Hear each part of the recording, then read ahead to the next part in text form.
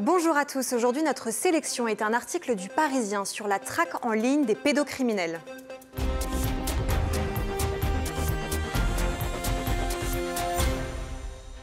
La pédocriminalité explose sur Internet et particulièrement ces dernières années.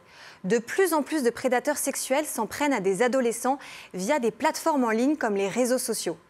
Alors ces prédateurs utilisent en général deux modes opératoires bien précis.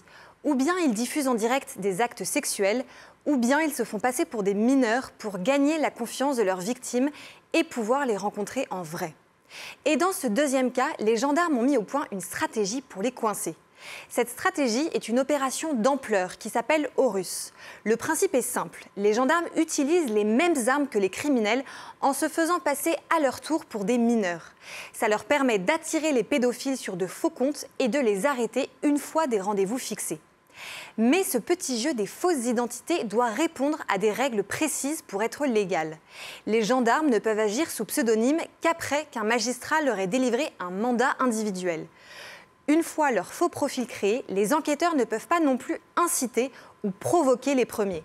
Ils doivent veiller à ne pas usurper l'identité d'un enfant réel et à ne pas partager ou conserver les contenus pédopornographiques reçus. Et surtout, ils ne doivent laisser fuiter aucune information sur le pédocriminel qu'ils tracent.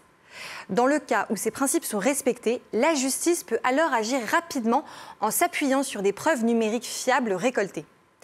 Et on voit que ce processus s'est déjà montré efficace. 64 individus ont été arrêtés entre novembre 2023 et février 2024. Parmi eux, il y a eu un homme de 64 ans qui a été interpellé dans le Loiret le 19 janvier 2023. Dans son matériel informatique, on a retrouvé plus de 11 000 images pédopornographiques. À Reims, un pédophile de 43 ans a été jugé pour proposition sexuelle à un mineur de moins de 15 ans par Internet, suivi de rendez-vous.